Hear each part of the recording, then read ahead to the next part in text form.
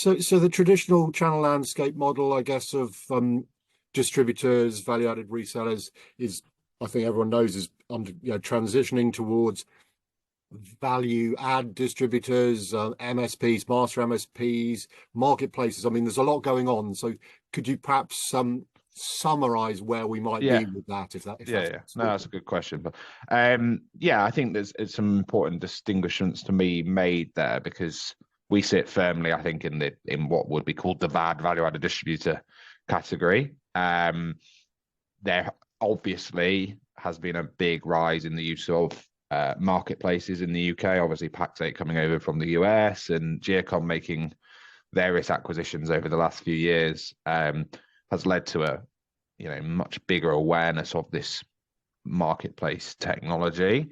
I think the traditional distribution model, other than for hardware sales, really, from my perspective, and where we sit in the market with MSPs and generally SMB mid-market MSPs, is pretty much defunct. They obviously are buying their hardware much less than they were as technology's improved, etc. And they don't really have a need to use those larger distributors in the same way that they did. I've seen a big shift of Microsoft licensing towards those marketplaces, and I think that's both commercial and ease of access. But we very much sit in that value-added distribution space, and a new concept that I'm sure we can talk a bit more about, which is that of the master MSP. So we kind of see ourselves as a bit of a hybrid between value-added distribution and master MSP for some of the services that we're offering. I think there's very much space for the marketplaces, obviously, and value-added distribution when it's done right. And we work quite simultaneously, side by side, in a number of our larger strategic partners, particularly where they require that service wrap that my team can bring. So I think the journey, obviously, as technology evolves and has made people be more specialized. So that sort of broad brush, capture lots of the market, is definitely evolving towards marketplaces, and I completely get that as a concept. But there's definitely space, and we're seeing that through super growth over the last few years.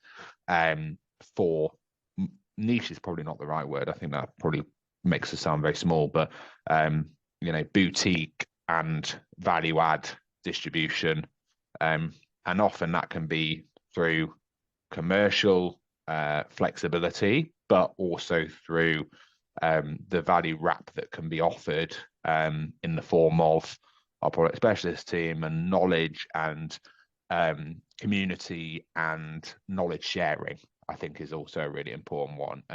And that area, our area of the market clearly is booming, and we have got some competitors in that space, but generally we have quite diverse vendor portfolios, and therefore it's sort of client preference, partner preference as to where they would transact.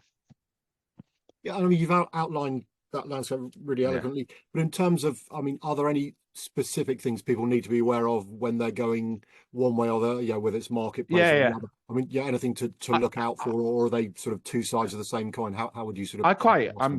Those that know me know I'm quite straight talking. I encourage partners to sort of look inwardly, right? I think if you are a very established larger MSP for certain services, like the Microsoft stack, for example, you want to buy that at the best price you possibly can in the most seamless way you possibly can. And that's where the marketplaces, particularly in the UK, have really started to grab market share, or have grabbed market share, to be honest.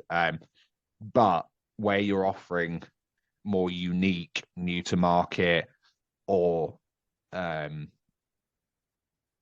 say more unique and new to market cybersecurity solutions that, frankly, no one has got huge amounts of expertise on, because some of these concepts have only been going for a year. The market's moving that fast. You do need to lean on resource, because actually you're very unlikely to have everything you need when you look inwardly to be able to offer, to be able to deliver those solutions to your clients. Now, MSPs are fantastic at the delivery piece, but where we're finding a real niche for ourselves is in the sales and marketing of those solutions and supporting MSPs in lots of different ways to be able to get those services out to their clients. We, we'll talk more about sort of specific things as we go through, but I think, a real eye opener for me has been the launch of our latest vendor, SendMark. That DMark area of the market has sort of been ticking along for a little while, but a huge rise in impersonation attacks and the fact that major conglomerates like Google are changing how they process emails from February, it's kind of silently gone under the radar. And then suddenly in the last 6 weeks, the market's woken up to the fact that, clients might have email delivery issues come February if they don't do something about it. And, in less than 2 weeks, we've signed 100 partners onto a service that, the UK hadn't really heard of in December. So I think that shows where we fit. The agility to be able to do something that quickly and influence the market at speed is something I'm really proud of. And I think, actually shows why both can coexist. So from a partner perspective, I don't think there is a one or the other. I think look inwardly would always be my advice to a partner. I'm quite rash in saying that, where we fit, and, partners will see the value of working with us, and where we don't, that's up to them, and they can transact in a different way. And I think that, openness of the two sitting together, I think is really important, because in certain scenarios, partners get the best from a marketplace, and in other scenarios, they get best from a niche value-added distributor who can support them. Okay, and you referenced, I think at the start of the conversation, or we mentioned about these master MSP services, and I know they're on the rise. So it'd be good to understand just a little bit more about what they are and why they make a difference, both, I guess, for the channel and also for the, why it's good for the vendors as well. Yeah, and we've got a really, really good example of that with Know4, which was our sort of first foray into master MSP services. So we recognized that some cybersecurity solutions are obviously big and take some management, and actually on a small scale, perhaps as one MSP or an MSP selling it as part of their stack, that it didn't make commercial sense for an MSP to manage that service, but the customer was never going to be able to manage it themselves, simply because they were too small, didn't have IT or security staff, or didn't really understand. And so the Know4 opportunity we identified was that lots of businesses, whatever size they are, need cybersecurity awareness training. Well, lots all need it really, but lots are now taking it up. And we recognized that we had the ability in-house to be able to offer an outsourced managed service. So as an overlay to our managed service provider community, to be able to deliver that platform them at scale. So we now have over 1,500 end customers who are from well over a couple of hundred MSPs that are subscribing to Know4, yes, but also subscribing to our managed service wrap for Know4. And that process that, we don't see any client data or information. It's simply a case of them going through the onboarding process normally as an MSP, but that day-to-day running of the platforms and making sure that everything runs as it should, we're doing at scale on behalf of our community. So that's what I would describe as a proper master MSP service. In other cases, we're using the buying power of multi-hundreds of MSPs when we first sign a vendor, which means that, as a master MSP, we can bulk buy and therefore drive down the cost that we can bring something to market, which is really, really evident in our DLP vendor, who are fantastic technology. They came to the UK about, 18 months ago, but it was very much an enterprise sale, big product, and too big really to access the MSP space. So what we did is we made a commitment to them using our knowledge of uptake when it comes to MSP services when we launched them. And so something that would have been inaccessible for small businesses and MSPs, we've now brought to at a price point to drive down the price point to be able to then offer that as a MSP service to the channel. With that, we've also pre-built lots of policies and packages into the platform that the MSPs can then make their own, and it's made it accessible to them. So there's lots of forms of master MSP, I think, and other people's definition may be slightly different. I see it as using the breadth of a community in a way that is to benefit the community. So those that are part of the community, I should say. So that can be commercial, it can be product, it can be tech, it can be delivery. And we kind of, depending on the vendor, choose to sign a master MSP agreement or a value-added distribution agreement. And I mean, as we've talked, you've given a lot of examples of how Brigantia works with the channel. Yeah. Are you able perhaps to sort of summarize, or in terms of what what you bring to your channel partners and how you help them obviously grow their own business? What would you highlight? Yeah, so I would. There's a few areas, right? There's we have 3 words internally that we use, which are quality, knowledge, and relationship. So if I just expand on those slightly, so quality is that we bring unique vendors to the market. So a product that solves a problem that the market is seeing, as opposed to just tech. You can buy tech to solve anything at the moment, but like a genuine problem that our community have recognized that needs to be resolved. So that's the starting point.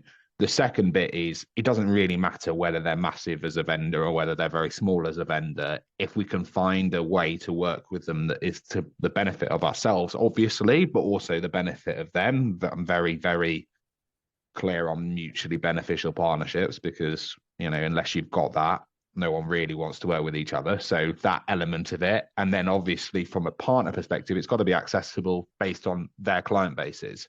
So the fact that they're 100 million turnover, 1 million turnover as a vendor doesn't really matter, as long as they have quality products that are going to solve a genuine problem.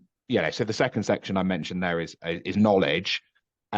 We showcase knowledge in lots of different ways. We've got a very high retention rate of staff. So a number of my team now have been with the business, 5+ years.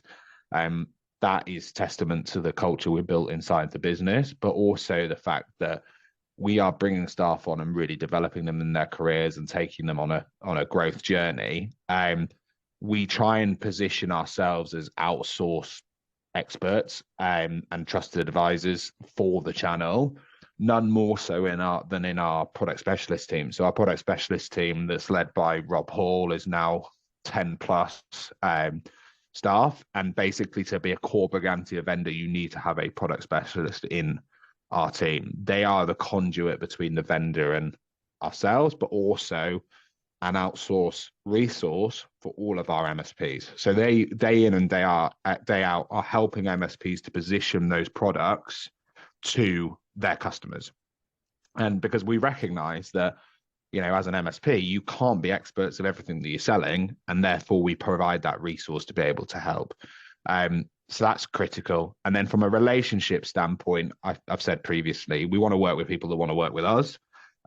We are built on those long-standing partnerships that we've had, and then the ability to build a mutually beneficial partnership at speed. And it doesn't always work faultlessly, but I think we've built a model that is clearly working. And I think when both sides recognize how the partnership's going to benefit both, and the partner sees the value we can add, they won't do anything other than lean on us. And my biggest challenge is then scaling up the resource to be able to support that. So the bedrock is that quality, knowledge, and relationships. And then there's loads of initiatives that wrap around that. So Q1 this year, we're having a huge initiative around written text, which, on the outside might sound a bit boring, but that relates to partner toolkit. So we're building out end user and customer facing literature for our partners to be able to use when positioning our vendors. So we recognize that, often what vendors produce is very product centric and, pretty technical at times, and a bit laborious for end users to be able to read, which means therefore MSPs don't really use them. So we're building quite straight talking, clear messaging for our partners to be able to use to position products to customers. So hopefully that showcases a little bit as to where we can add value. Yeah, and start of a new year. I mean, earlier on again, you hinted at one particular issue that's coming up in February.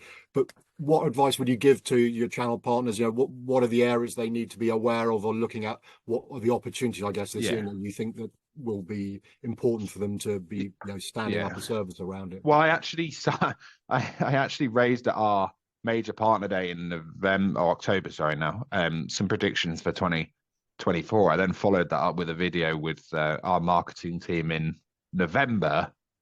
And I would say even since then, the market's evolved in the space of 6.5 weeks. So I originally talked about the continued growth of the Cyber Essentials scheme. I still think that'll continue. I talked at length around unification in vendor technologies and how MSPs are desperately trying to reduce the number of dashboards and the number of endpoint agents that they have deployed for clients. That's definitely continuing at speed. Vendor partners Heimdall and Hornet Security both have really good offerings in that space and are definitely benefiting from that market shift, that's for sure. We then also talked about the rise of insider threat, which I'll talk to you, if you don't mind, a little bit about some events we're running in February in a minute. But the rise of insider threat, I think in a hybrid world and the context of a bit of economic downturn and all those sorts of issues that aren't necessarily technology based drive certain behavior, and the risk of insider threat is definitely higher. So that relates specifically to our vendor Next DLP, definitely, but also others like Conceal Browse, which is a relatively new partnership for us, who specifically protect against the risk of accidental insider threat. So, you know, employees spending over 80% of their time in the browser now, again, in a hybrid world and the world of cloud apps that we now live in, you know, that accidental click of a advertising link that's on a perfectly legitimate site is something that people need to protect against that perhaps they hadn't had to think about before when everyone sat in an office behind a firewall. So things are evolving at speed is my key point. And I suppose I was quite oblivious to the changes that are being made by Google and others until very recently when we found out about that or were made aware of it by the partners. Obviously, we knew how important DMARC was from a technical perspective, but putting that in the context of some of the largest technology companies in the world changing their rules around how they handle email, we knew we had to act very, very fast. So that I can't say anything else other than probably represents the single biggest opportunity to MSPs in the short term, certainly from a commercial perspective in terms of actually growing their businesses this year and growing them quickly, is that fundamentally from February you can't as a partner guarantee email delivery in the same way that you had been able to previously.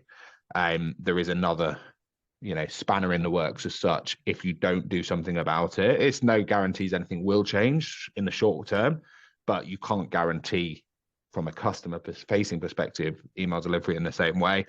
And that rise of impersonation attacks that's been going on for a number of years is also solved by that change in how email is handled as well. So I think it's really important that MSPs take note of that. So I would say DMARC services 1, insider threat 2, and unification 3 are the three areas of the market that I'd be encouraging to MSPs to look at. 1, to grow their revenues faster, but 2, also that unification message can lead to consolidation of costs as well, and therefore increasing overall margins as an MSP.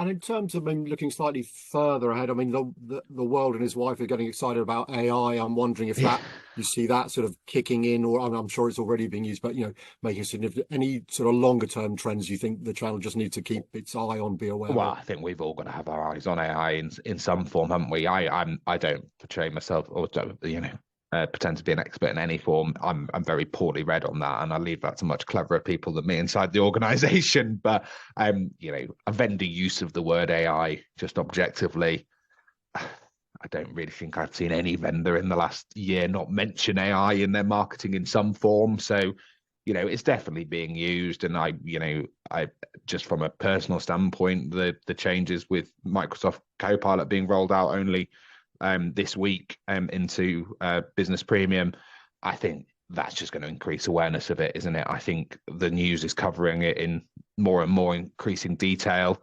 And what we certainly are seeing is more and more AI-driven phishing campaigns, that's for sure. And I think that's really scary from a cybersecurity standpoint. If AI can learn the best way to deliver a phishing email and how best to trick people, that's definitely means that the whole world is going to have to stand up and take notice and actually increase cyber defenses accordingly to be able to combat that. And that's one of the risks of AI for good, is obviously AI for bad. And I think, keeping up to speed with it is very, very difficult, but awareness of it is something I think everyone should, almost has a moral responsibility to have as well. And back to what you mentioned a minute ago, the Insider Threat. I know you're running, Brigantia, you're running an Insider Threat roadshow. I think it's in February in Birmingham, but just give us, if you can give us a bit more explanation about that and any other events. That's great, Phil. So Wednesday we go to, Wednesday, I can't remember the date, Wednesday the 20th, I think it is, February, we're in London. Then we go to Birmingham on the Thursday and York on the Friday. So there's 3 locations around the country for people to be able to choose from. We'd like to get over to Dublin at some point and do something with our Irish partners as well. But in February, we'll be in those 3 locations. We've got presentations from Zenmark, who I've mentioned already on this session, who will be sending a very high-level speaker to be able to talk much more in depth about DMARC implications and how MSPs can best manage that. Conceal's UK director will be speaking about their unique browser technology. Really is starting to go great guns for MSPs. It's a really natural add-on to what they're doing already. We will then also have NextDRP, who I've talked about already, who are a data loss prevention vendor, specifically aiming squarely at MSPs now in the UK. Really looking forward to showcasing them. And we will also have Hornet Security, who are our email security vendor. Really strong unification play in email and backup from them now as well, where the market is really trying to consolidate those areas together. Hornet have got a really strong proposition around 365 backup and email security. They also released a really cool tool 6 months ago, I think it was, called their Permissions Manager, which we've seen really good uptake on. It gives you the ability to see any links that have been shared internally or externally and when they expire, specifically from 365, which is quite a scary thing because I don't think many organizations have good visibility of where and who and how 365 access has been shared and at what level of that permission has it been shared and whether it actually expires at any point. I certainly got a bit of an eye-opener when we turned it on for ourselves, and you're able to take action accordingly, but also see things in real time as well. So that's quite cool. So it'll be a great 3 days. I am really pleased to say that Ed Knox, who's one of our senior product guys, he's going to be leading that from our side. He's got in-depth knowledge of this area of the market. And so it'll be a really informative, educational 3 days with the vendors under a 3-line whip to make sure they're delivering educational content alongside a bit of a product overview as well. So no, it'll be really good. And anyone from an MSP or a VAR or anyone really, to be honest, from a channel perspective that is interested in those sessions is more than welcome and can register via our website, whether they trade with us or not at the moment. Yeah, I think there'll be a link to that at the end of the video. But maybe just as we finish, it'd be good to understand. I know we covered a lot of ground and you gave us a lot of valuable information. But if you had to pick 1 or 2 pieces of advice for folks to concentrate on in the sort of immediate future to best develop, grow their business in terms of the overall cybersecurity portfolio, I'd tell MSPs, don't stand still. Definitely don't stand still, because I think a lot of MSPs will openly admit they're not very good at the sales side. They're generally technical people who are, certainly in the smaller end, who are technical people, are doing a job they love and sort of naturally sell through talking to people, but they don't make a sort of genuine effort to go and sell day in and day out, which is absolutely fine. But you can't get to a position where you're just renewing customer contracts and not adding new customers, because however brilliant you're doing in your job, whether it's the customer gets hacked at some point and that creates a change of, loss of trust, or whether it's a case of, unfortunately, an end customer goes bust, or whatever it may be, naturally you will churn contracts. So standing still is not an option if you want to be around in a few years' time. That's always first one. And from our perspective is, we can help to grow. That's a really important point for partners to know, and we're keen to have those conversations with them. But from it's all easier said than done. And I think choosing something that you see as you understand and can see as a natural add-on to what you're doing at the moment. Don't go trying to change blue for red and green for yellow from a technology standpoint. Choose something that is a natural add-on to what you're doing, and then help your customers understand why they need it. That's probably the fastest way to grow your MSP organically, is to be able to get more from your existing customers. And if you've not done that exercise for a while, you'll be amazed how easy it is. Your customers trust you. You're doing a good job with them. I've got absolutely no doubt. And getting a little bit more from them in the current cybersecurity backdrop of where we are is actually a lot easier than you might think. So I would encourage you to look inwardly on that front. So inwardly, get a little bit more through better securing your customers. Outwardly, don't stand still. Those would be my two areas for 24.